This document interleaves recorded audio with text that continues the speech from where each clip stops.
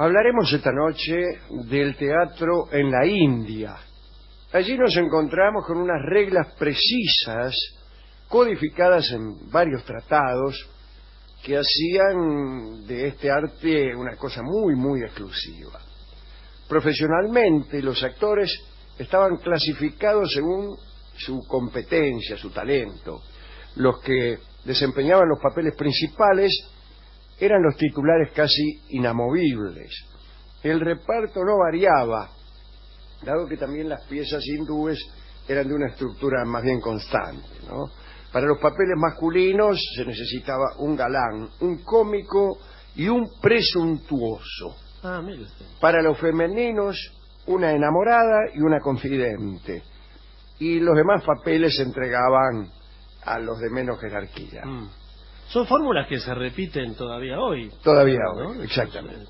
Para los comediantes era indispensable el mecenazgo real, o en todo caso el de algún rico particular. No había compañías de actores trashumantes, porque todos vivían en los palacios y hacían sus representaciones con motivo de festividades religiosas o principescas. Los actores eran reclutados de las casas menospreciadas, digamos. Y, por ejemplo, su testimonio no era válido en la justicia. Sí. No está mal eso, ¿no? Usted es actor, así que lo que usted pueda decir no vale. A pesar de eso, muchas veces los actores lograban hacerse amigos de altos personajes y tenían lazos muy cordiales con los autores y los poetas que sí estaban bien considerados.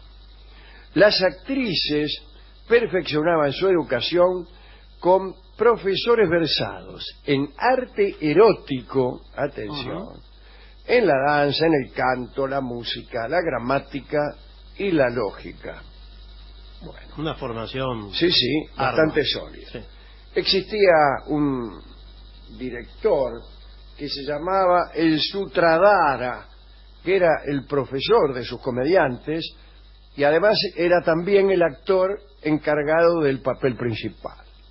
En ninguna parte había un teatro monumental. Se utilizaban siempre salones de bailongo, siempre anexos a los palacios. Los espectadores se ubicaban por oficios o por castas, como era la característica de aquella sociedad. Por supuesto, el rey y los grandes personajes ocupaban los sitios de honor. Y estaban excluidos, es decir, no se los dejaba entrar, a los ignorantes y a los extranjeros. Sí, si no tenemos que vivir de algo. Claro, ¿quién va a ir? ¿Cómo vamos a hacer? Si usted le saca a los ignorantes y los extranjeros del teatro, ¿qué nos queda? ¿Quién queda? Bien.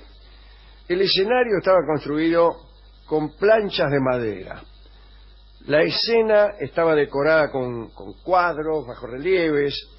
Había un telón de fondo pintado, cuyo color variaba según el carácter de la obra.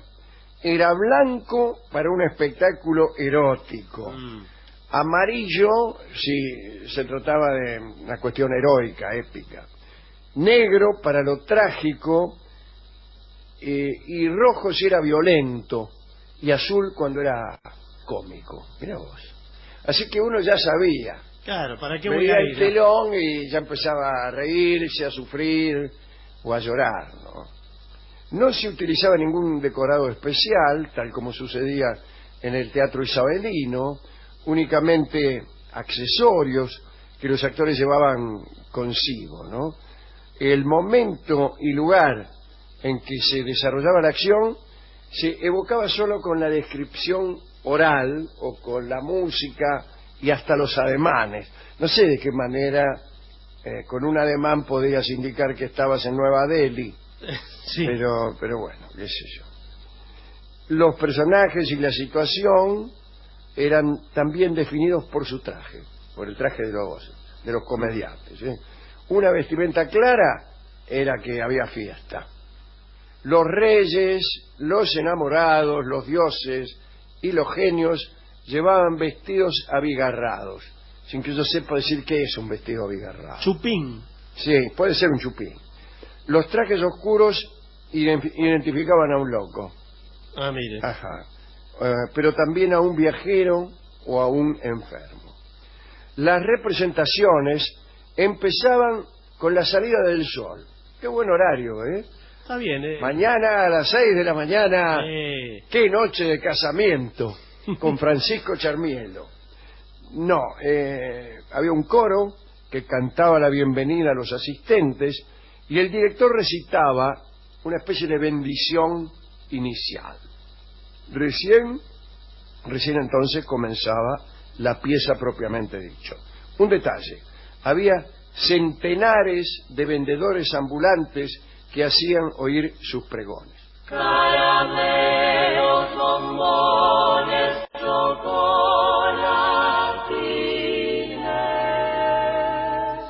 Ciertas situaciones no se representaban. Por ejemplo, era imposible dar cuenta de la muerte. Cuando uno de los personajes moría, no caía al suelo, sino que el actor saludaba gentilmente a los asistentes y salía del escenario. Así que la muerte solo era evocada verbalmente, ¿no? Che, dice, ¿te enteraste de que Siddhartha espichó? Sí. Bien. Pero ya va a volver, decía, ¿no? Claro.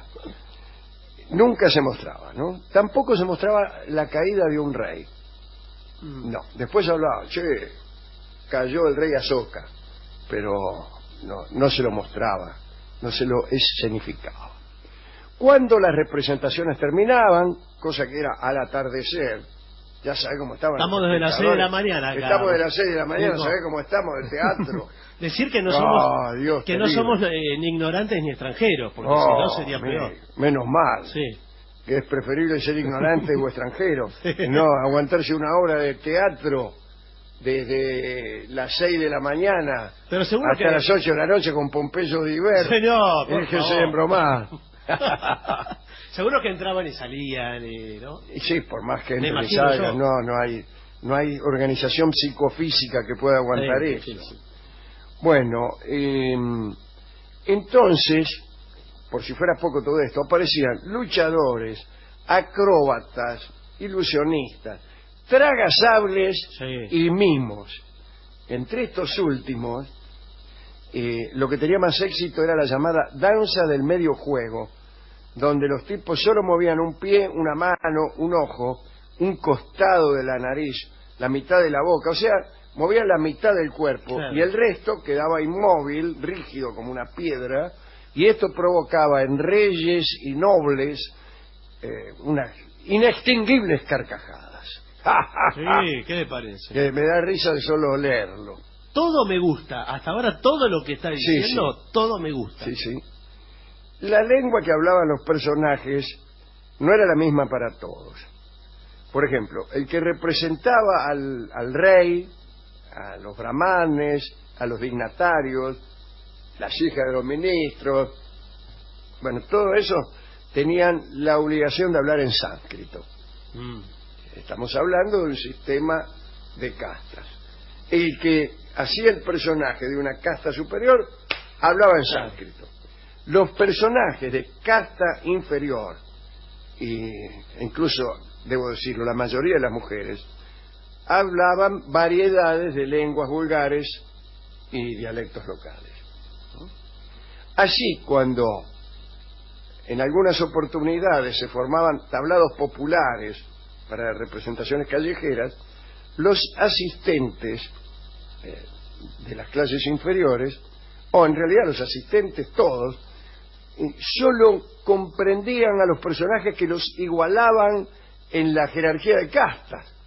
El pobre entendía lo que decía el pobre, y los nobles a los que actuaban como tales. Increíble esto que acabo de decir. Sin embargo, todos disfrutaban muchísimo, ya que nadie tenía el moderno prejuicio según el cual hay que entender para gozar. La calle también era un escenario para el teatro hindú. La calle que todos pensamos que recién es utilizada por el teatro del siglo XX, primero en Alemania y luego ya en la década del 60 en Francia y después en todo el mundo, ya se usaba muchas veces en el teatro hindú, ¿no? Sí. Nada empezó en el siglo XX, parece, ¿no? Nada empezó en el siglo XX. A mí me gusta el teatro en la calle porque uno no sabe quiénes son los actores y quiénes no lo son. Así, si hubiera un teatro en cada calle, uno no podría diferenciar las esquinas reales de las esquinas artísticas. Y hablando de esquinas, vamos a ilustrar este pequeño recuerdo del teatro hindú con un vals que evoca las esquinas de Calcuta, en las que se ofrecían estos espectáculos. Sí, hay vals de Calcuta dedicado. No, el vals se llama esquinas. Bueno. Esquinas porteñas. ¿Y dónde tiene el puerto Calcuta? No lo sé, no lo sé. Es raro. No lo sé, tal vez debería hablar de Bombay. Claro, otra. O de puertos de río. Claro, sobre el Ganges. Sobre el Ganges, imagino que la ciudad que es el ombligo del mundo debía tener algún puerto. Bueno, no lo sé, bueno, señor. está bien.